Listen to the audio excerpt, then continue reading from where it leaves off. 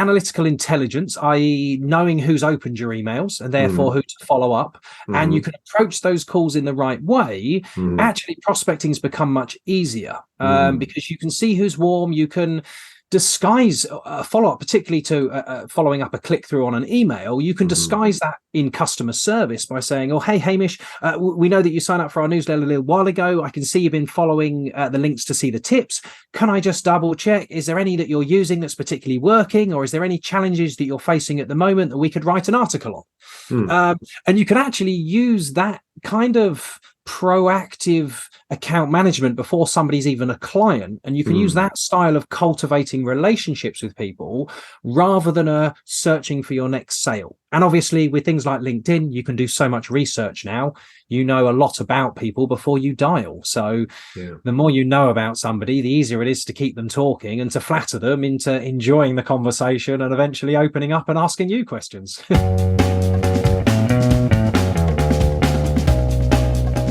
Welcome to the Full Funnel Freedom Podcast. If you are listening to this, you are likely leading a team responsible for generating revenue. Purpose of Full Funnel Freedom is to support people like yourself and keep your funnels consistently, reliably full.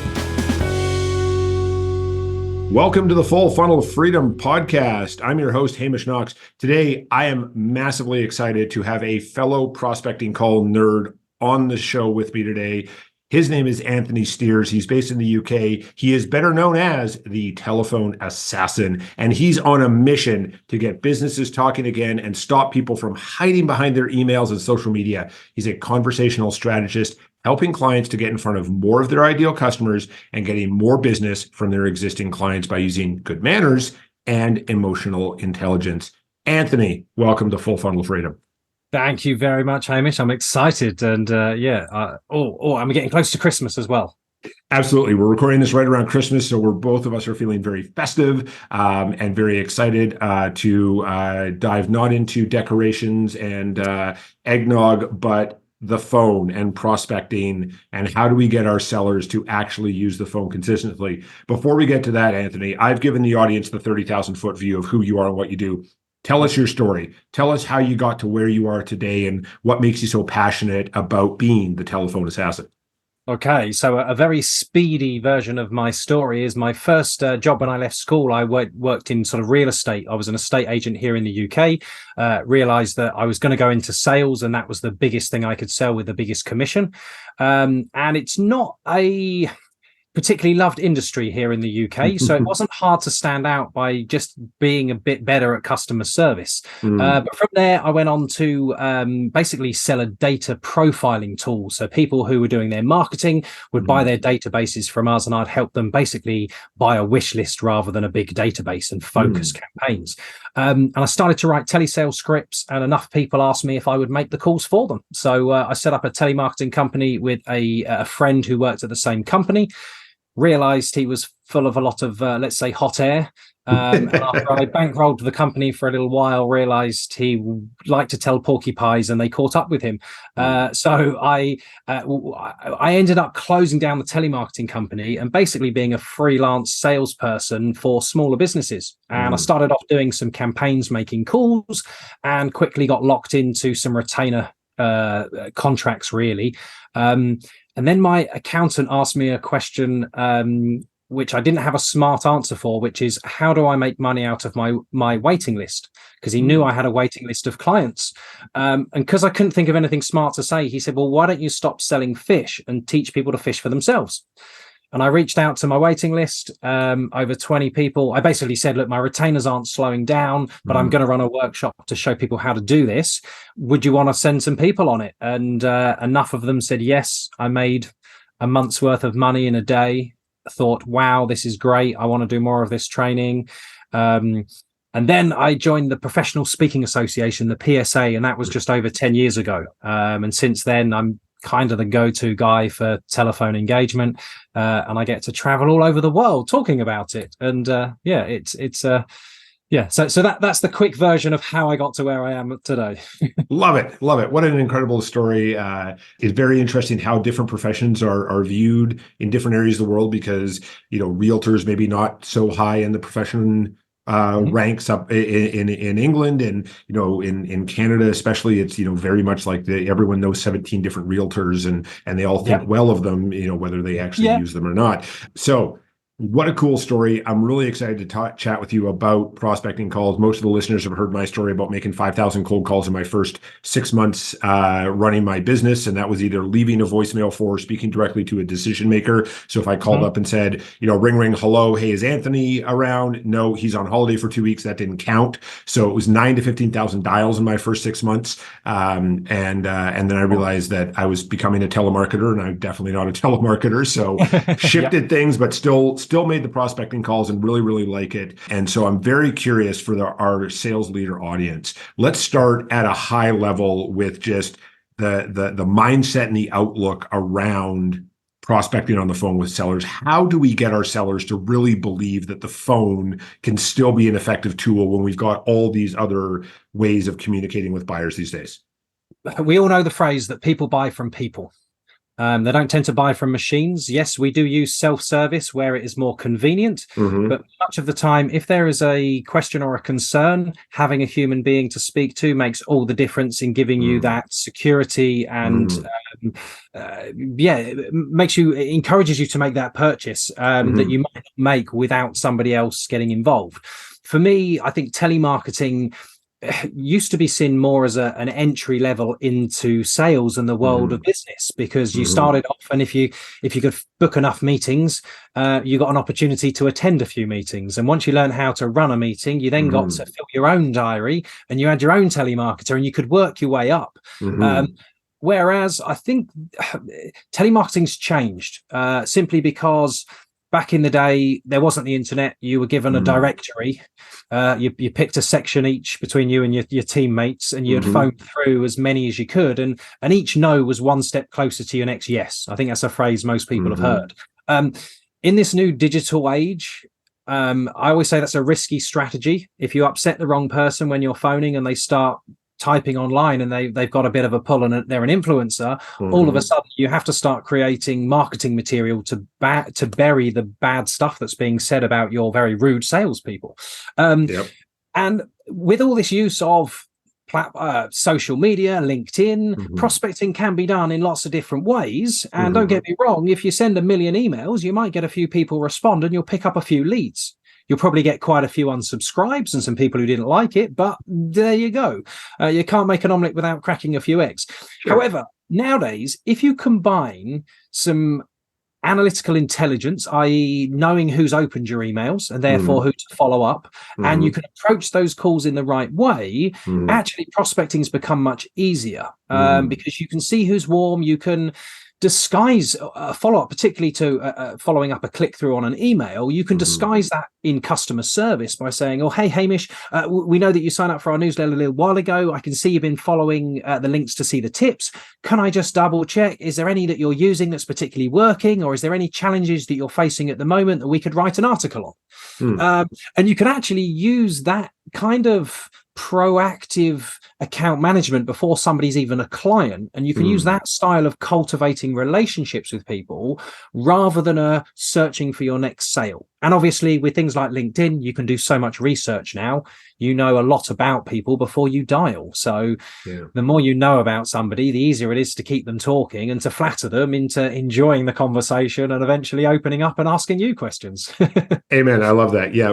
Most of what our sellers are selling, it's not like filling an online order at Tesco, right? Like it's not transactional. This is stuff that requires layers and conversation. And I really believe that, there's that mindset of cold call, right? Like, oh, I don't want to make a cold call. Oh, stranger danger. Well, Google and LinkedIn killed the cold call. You just identified that, right? We can know lots about our buyers or our prospects before we even pick up the phone. So I love this idea. Humans buy from humans, right? So first place to start with our team. Then we're still going to run into some resistance, right? Because we're going to have those individuals on our team who are like, listen, man, like I send out 4,000 emails a day and I get a 1% click-through rate, and yay, that makes me happy. Or, oh, I just don't really know how to go about it. So how do we get our buyers, or our sellers, I should say, over that hump of just do it, right? Like nothing's going to happen until you pick up the phone. So how do we give them that gentle nudge where they don't feel like we're being dictators and we're saying this is part of what you're going to do to go to market.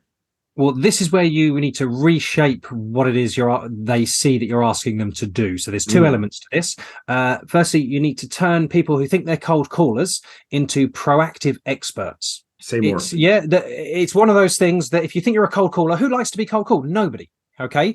And if you don't come across really salesy, and you just come across like you're being proactive and that you're a bit of an expert in what you do, then actually you'll find that people are really receptive. Okay, so the analogy that I always give is here in the UK, we get lots of takeaway and pizza menus put through our letterboxes. Yes. Okay, they want us to use the app, but they still keep dropping off these menus because they know their competitors are. Okay, but what they don't do is that they'll never come and knock on your door and try and take an order. Right, because that would just be rude. Don't get me wrong. If you did it on a weekend and you targeted the houses blaring music and having a party, you might sell some pizzas, right? But on a Tuesday morning at 10 o'clock, you're going to get the door slammed in your face. So the analogy I often give is that you want the people doing your outreach it should feel like they're dropping off a pizza menu. Okay, they should be creating awareness, not looking for orders. And the way that you do that is you usually, I suppose the formula or the format you would say is that you would introduce yourself and say what you do, but you then follow it up by saying, but I'm guessing you're not looking now. Because what I would do is once I'm kind of given my permission to speak, I'd say, well, look, my name's Anthony Stears. I'm known as a telephone assassin. I do a very specialist type of training that stops people from hiding behind their emails. But I'm guessing you're probably not looking for training right now. Because when you're prospecting, not looking right now is the most common objection you're ever going to get. So if you put it on the table, what you tend to find is that people will confirm that you're correct and then justify it. So they'll say something like, yeah, you're right, we're not looking at training at the moment because we've got a program that runs till the end of the year. Or no, we're not looking at the moment because we haven't got any budget until April time. Or actually we're in the process of recruiting at the moment and we'd need to induct people before we could look at training. And they'll start to give you an indication of when they're going to be hungry for your services. So what you then do to drop off your pizza menu, it's a metaphor. Okay, so what you're dropping off is not a list of your services and your prices like a physical menu. But what I would then say, once you confirm, no, you're right, Anthony, I'm not looking at training right now, but we might next summer, I would then go, oh, okay, well, look, I expected that to be the case. I just wanted to introduce myself and drop off a couple of one-page case studies of other, and then I'll mention your industry. So I might say other podcast hosts that I've been on their shows for, just so you can see what they say about me. And if you think it's worth having a coffee, or at some point, if I could give you a little test drive and show you how it works, then maybe we can catch up then. And it feels like I'm dropping off this pizza menu rather than saying, hey there, do you want to buy this? Do you want training? How about now? Yeah, how about now? Have you changed your mind? And I think in my training, I say that there's 3 phases to a conversation, but there's actually 3 phases to the relationship, which is you've got to build rapport by using good manners and a bit of research. The more you know about them, the easier it is to flatter them. Then you need to establish your credibility. Okay, this is where you can use references, case studies, and it's a good thing if you've got new, younger, inexperienced people on your sales team who aren't very credible yet. All they need to be able to do is prove the credibility of the company, not how credible they are. Right. So you build this credibility library of one-page case studies that you drop off like pizza menus. And then the third stage is once you've got them to like you enough to listen and built your credibility so that they trust you, you can then create urgency and get them to take action as a result of speaking to you. And this is where you would get into offering them a test drive. I don't know if you noticed, I deliberately said, and maybe I could give you a little test drive. It has that universal understanding of sort of try before you buy. Then people are often a bit inquisitive. So they might say, well, what do you mean by a test drive, Anthony? Can I have a free copy of your book, for example? And that's where I often say, well, more than happy to send you a copy of my book, but would you mind if we call up in a month and just tell me what chapter you found most useful? Or if I was to come and do something for your team, what would they find most helpful? And it's a good way of being generous, allowing people to try before they buy. And yeah, just positioning yourself as that proactive expert rather than that desperate seller who keeps phoning. Free offer for listeners of the Full Funnel Freedom podcast. I've got a report called 3 Ways to Ensure Your Sales Cycle Doesn't Sputter in the Last Mile. You can get that at www.fullfunnelfreedom.com/sputter. It's incredibly frustrating as sales leaders when our sellers get a deal almost across the finish line, but can't quite push it to the finish, even though they've promised us that it's coming in real soon. So go get your free report, 3 ways to ensure your sales cycle does not sputter in the last mile at fullfunnelfreedom.com/sputter. Now back to the show. So you said a whole bunch of awesome things that I want to dive into, and we'll definitely circle back on like that, having that extra conversation in the calendar when you do the try before you buy. However, the one thing that you did that I want to really highlight for the audience, and I'd love you to say more about this, is in that role play that we just went through, you weren't surprised by anything, right? It was all natural. It was all like, oh yeah, I expected that to be the case. And oh yeah, what about the, so tell us more about how that gets us a little bit further, because a lot of times sellers go in with this mindset of, I'm going to call Anthony and he's going to say this and I will say that, and then magic will happen. And of course, that's not the way the world works. So more that we can be present and read and react. So please dive into that about how you do that and what benefits we get out of it, because it was amazing. And I want our leaders to learn more. Well, I often say that the most powerful thing you can do in a conversation is say what somebody's thinking. And if you can, particularly with objections, that's the thing that we all fear as salespeople, it's the objections. And objection handling is arguing. So if they bring up an objection and you overcome it, it means you've won the argument, and they don't like that because it feels like you've twisted their words or you're in better control than they are. Totally. So the mentality I tend to approach is that I tend to lead with the most common objection. Go in with the worst case scenario or what you're expecting to be the case, because if that is the case and they confirm that is, then your expectations were met. Whereas if I go in thinking these guys are going to want to buy from me, and then I speak to you and you tell me that I just renewed 6 weeks ago, I've got a whole year of it. Right. All of a sudden I'm now disappointed. So if I can manage my expectations, and in that approach, manage what you perceive my expectations to be, then people tend to let their guard down. Once you realize I'm not expecting to get a sale out of this call, you'll then typically open up and perhaps justify why I may not. And you might say an anecdote that I'll ask a follow-up question. So you open up a bit more, and I might then respond with something that makes you smile. And before you know it, all I want to do typically is say, well, look, all I wanted to do on this first call was introduce myself so you know who I am, and hopefully make you realize why people in your industry really love me. I just want to send you some case studies, and then that whole, I want you to see what my clients say about me. Basically, people are going to trust what my clients say about me more than what I say about me. Totally. So I just have this really safe strategy that's just being politely introducing yourself. And I think that as a proactive expert, you can, I have some clients who love to use this line where they would phone somebody. So if I was phoning you, it might go something like, oh, hey, Hamish, sorry for the random call. It's usually one of our sales team who do this sort of stuff. I'm actually one of the account managers who specializes in dealing with podcast hosts. And I just wanted to introduce myself because I've noticed some of your stuff on LinkedIn. And I actually got to the bottom of one of your articles the other day, and that doesn't happen often on LinkedIn anymore. So if it's all right with you, I'm going to connect and just thought at some point it might be worth having a chat. Right. So all of a sudden you just kind of weave in this whole feels more spontaneous.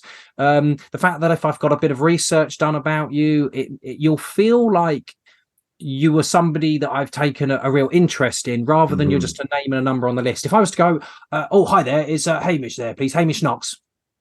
Yeah. Yes, my name's Anthony. If I then went, and this is my name and this is my company, and I'm going to speak really quickly, hit you with a feature followed by a benefit in the hope you haven't hung up by the time I finish speaking, there's a really small chance that you might say, I can see you laughing at the other end.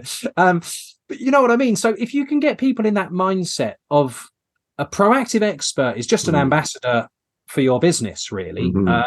And whether your job is as a BDM or an SDR and you have to go and find opportunities, in which case go and just drop off some pizza menus, go and get a good case study, find 10 people to drop it off with, and I can guarantee at least 1, if not 2 out of 10 that agree that you can send this over will be inquisitive enough to go, well, what do you mean by a test drive? And if you say, oh, well, we actually do a free audit for customers, or we do a strategy compare, or we'll do a quote for you so that you can do a cost comparison to your existing supplier, or we'll do some kind of audit, or there's all kinds of things that people do. I sometimes run a test drive session on Zoom. If people are not sure if their team are going to gel with me, then I say, well, look, why don't we do a free test drive session? I'll share a couple of tips, and you can tell me what kind of feedback you get. And I say to them, normally you have to pay for this, so it's not when we book it, an invoice will get raised for £450. But I'm going to put a caveat that says, as long as you give me feedback within 14 days to tell me what happened when you implemented my advice, you don't have to pay the invoice. So are you okay with that? And people just go, I've never had anybody say, no, I'm not okay with it.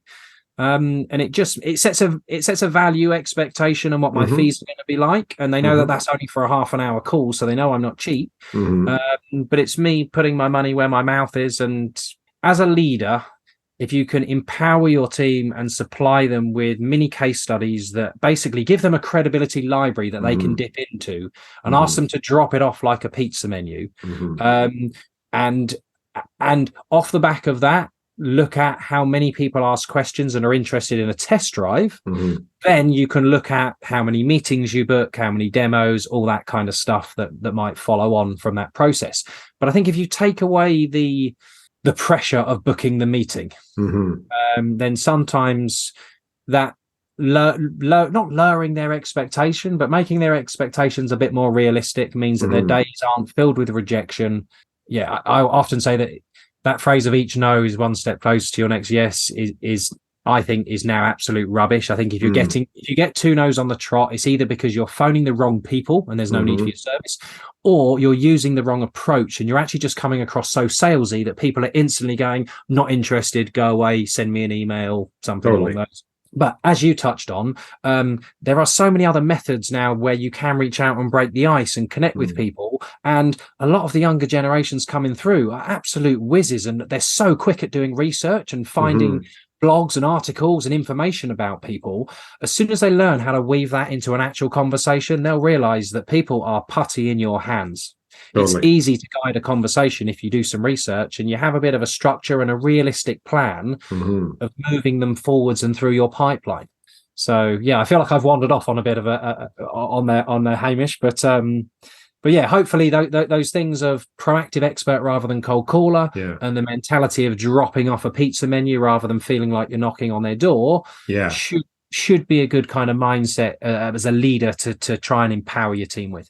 Love those analogies, Anthony. And so the other thing that I'd like to double click on that you said earlier, because it's something that I work with leaders on over and over and over and over again, which is anytime we're doing something with a buyer, anytime one of our sellers is doing something, there's got to be something coming up. We call it BAMFAM, book a meeting from a meeting. And so if there's a demo or whatever it might be, so you had very brilliantly said, like, hey, Hamish, may I share, can I, or hey, Anthony, can I have a free copy of your book? Hamish, I'm really happy to do that. Can we set something in the diary in a month so you can tell me what your favorite chapter is? So let's dive deeper into that and how leaders can coach their sellers to always have something in the calendar, so they're not just firing out free stuff that, by the way, does cost the company money because you had to pay for that book to be published. Absolutely. And they keep the sales cycle going. So tell us more about that technique. Well, to be honest with you, I love your BAMFAM. What a brilliant mentality. You should always be booking a meeting from the meeting. There's something that is one of my golden rules that I tell people that you have to put at the end of every conversation, whether it's a face-to-face meeting or a telephone call, and you can even weave it into emails and stuff as well. I call it a TFR. It's take final responsibility. Okay, you have to take final responsibility for the next time you're going to speak to somebody. If you don't, this is how you end up with what I call pipeline constipation. You end up with lots of people that you send loads of information to, and then 2, 3, 4 weeks later, they don't respond to your emails, they don't return your calls, and it's really frustrating. So one of the key areas where I see pipeline constipation happening is after the quote is sent or the proposal is sent. You have a great meeting with people, they ask lots of information, you end up getting on really well, and they want this proposal put forwards.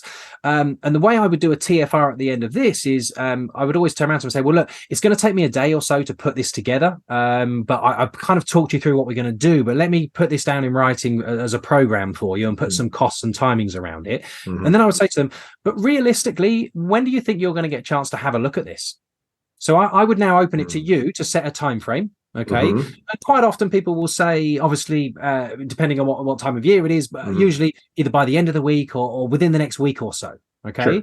So what I can then do, if you say, well, I'm sure in the next week or so, I'll go, well, brilliant. Well, look, let me know if there's any immediate questions or concerns, but let's pencil in a 15-minute call next Friday so that by the end of that call, I just want to make sure I've answered any final questions you've got, made sure there was nothing missing from my proposal. And I just want to make sure you've got all the information you need to make a decision of whether you think we're going to be a good fit. Okay. And sometimes this may also include, and anybody who's involved in this decision-making process, let's get them on that call too. Okay. Or the other way that you can close that out, if they're saying they need to go and speak to their boss, is I would say, oh, okay, Hamish, well, it will take me a day or two to send this over. And then I would say something like, but what usually happens when people go and show this to their boss is there's usually a question or a concern that we haven't covered yet. And I pause. And the reason I pause is I'm giving you the chance to jump in and tell me that I'm wrong. But most people just nod and agree like you just did then. Occasionally they'll jump in and say something like, have you met my boss? He's bound to have concerns. And you'll have a bit of a laugh. But quite often they'll just almost nod and agree. And I can then say, so, well, how far ahead in the diary then would we have to book to get a 15-minute call with them too? So that by the end of that conversation, they have all the information you guys need to make a decision of whether you think we're a good fit. Because it's basically an assumptive close I've done there. Yes. But they've just confirmed that their boss is going to have a question, and I don't want to make them a middleman. So it's this kind of assumptive way of pushing for that next meeting and getting as many decision makers or influencers on that call as possible. So the TFR thing is one of my golden rules. So like I say, taking final responsibility. I also have another golden rule at the beginning of the call called permission to speak, or PTS. And the reminders that a lot of my clients use is they get, do you get those sticky Post-it notes? Yeah, little square ones. You basically stick them like a pair of ears on your screen. On the top left-hand side, pointing out to the left, it will say PTS. On the right-hand side, it says TFR. And that just reminds you that in every conversation, always get permission to speak at the beginning so that you don't end up hearing, can you just send me an email? Okay. And at the end of every conversation, you always take final responsibility in order to prevent that pipeline constipation. But Hamish, I'm going to quote you on that BAMFAM thing, because I think that's just brilliant. It definitely, it's my TFR mentality, but punchier. I like it. Well, you're very welcome. You please use that. And I also, I foresee a lot of sales leaders are going to be giving their sellers after they listen to this, those sticky notes that you put out there. And from a sales leader perspective, right? Permission to speak. Right. Because we want our sellers. And then also, TFR of like, what am I doing to keep this conversation going with my seller? Right. How am I coaching them? How am I supporting them? Like that applies at all levels of interaction, it seems like. Absolutely. Well, your job is no longer to sell to people. It's to help them to buy. And once you start to build that relationship and show an interest in them, it's amazing how much people will open up. And usually people have two main questions, which is how much is it and how quickly can I have it? Time and money. They're the things we value most. Once you've answered those questions, once you start to educate your client or your prospect into asking the right questions, all of a sudden you earn the right to make a recommendation, because they start to realize you know far more about buying this product or service than they do. Yeah, it's all crucial stuff now, but I think it's a lot more around relationship building than it is about selling, so to speak, anymore. Yeah, it's that rapport. You mentioned rapport at the start of our session, right? And I've always said that rapport beats relationships, because relationships take months, years, decades to develop. And Harvard did a study years ago that showed that relationship selling is the single worst way to actually be successful. But rapport is trust. And the faster we can build trust, which can be built like that on a prospecting call, actually gets us a step further ahead, as opposed to those sellers who are going out, like taking them to the soccer match or whatever it might, taking them out for dinners or lunches. And it's like, well, yeah, as a buyer, I'm going to take a free lunch or a ticket to the football game. No problem at all. Doesn't mean I'm ever going to buy from you. So that rapport building that you mentioned is really, really crucial. So Anthony, I could nerd out about this stuff with you all day long, clearly. I have a few questions for you before we wrap up today's episode, and I very much look forward to carrying this conversation on offline. If you could go back and coach younger you to get to where you are today, but with less scar tissue and fewer bumps and bruises, what would you coach younger self to say or do differently? I think it would be to do my admin better. I think as a true salesperson, admin tasks are probably down the lower end of my priority list, but they have to get done. And if you don't do your paperwork, your deals don't go through or your invoices don't get paid. I think I probably would have been a bit sharper with that, but I had some great managers early on. And I think that reminding myself to listen to those managers probably wouldn't have gone too far astray, because sometimes you find senior colleagues who seem very cool and you get very close to, but unfortunately they cut corners, and your manager warns you about, I think the phrase was, it's hard to soar like an eagle when you surround yourself with turkeys, was the phrase that my first manager gave me. And that was when the penny dropped and realized I learned a lot from that person. So yeah, I suppose that'd be the big things that hopefully would have got me here a little bit quicker. Amen, brother. Amen. I love that. We haven't actually named your book yet. So next question for you is, what have you read, watched, listened to, whether it was in the past or recently, that you'd like to share with the audience? And please tell us the name of your book so we can go find it. Fantastic. So from my personal sort of growth, I'm involved with the National Sales Conference here in the UK, and they've got this thing called the Growth Hub. And it's basically filled with loads of expert speakers, and it gets refreshed all the time. So I quite like the video content side of things. I try and watch stuff and just try and get one thing that I can implement and actually go and take away and do something with. So that's probably my go-to place. When it comes to books and stuff that I read, my early mentor, a guy called Phil Jones, or Phil M. Jones, Magic Words is one of his books, but he's got quite a few books out that I always make me smile and is so close to the sort of stuff that I speak about with people as well. And any books by Simon Hazeldine as well, a very good friend of mine here in the UK, written a lot of stuff on neuro selling and negotiation. And every time I listen to him, I just melt in my chair, because he's just so knowledgeable and been doing this for so long. So I think they're probably enough for anybody who's adding stuff to their reading list. Check those people out for sure. Amazing. And actually, Simon will be a guest on Full Funnel Freedom coming up in 2024. So awesome. He is. I will be tuning in myself. And then obviously for anybody else wanting just one more book for their list, The Telephone Assassin is the name of my book. Written a few years ago now, but I'll be honest with you, it's as relevant today as it was when it was written. It can be found on Amazon or my website if you appreciate some good packaging. Although my guess is with an international audience, it might be a bit quicker coming from Amazon, but we'll see. Fair enough. And we will certainly put links to your website and to the book on Amazon in the show notes. So leaders, check that out, read Anthony's book, and then share his wisdom with the sales team. So Anthony, you've given us amazing ideas and insights already today. What would you like to share as a final bit of wisdom, a closing thought, or maybe something to plug? The floor is yours. I suppose every day's a school day when you're in sales. I've been training for over 10 years now, and I still learn something at almost every session that I run. And I think it's important to not be complacent, particularly in the world of sales, as things are moving forward so quickly. And I will be embracing AI a little bit more. I heard somebody in front of an AI person say that they were scared that we're all going to get replaced. And the response was, you won't be replaced by AI. You'll just be replaced by somebody using it. And I want to make sure that doesn't happen to me. And I suppose my big thing that's going to be getting launched next year that I've been working on secretly in the background. In fact, I don't think I've told hardly anybody about this, so it's a bit of an exclusive. I'll be launching the Telephone Assassin Academy. So I've got an online academy that I'm launching next year, goes through the full call structure, loads of tips on how to guide and stay in control of calls. Keep an eye out for that. Should be out springtime next year. So watch this space. Very cool. Well, it has been an absolute delight to record with you today. I had a blast on our prep call. Very much look forward to staying in touch. Thanks for being a guest on Full Funnel Freedom today. Thank you, Hamish. It's been an absolute pleasure. And for Full Funnel Freedom, listen to these podcasts, implement those tips, and you'll be making more money than you know how to spend it.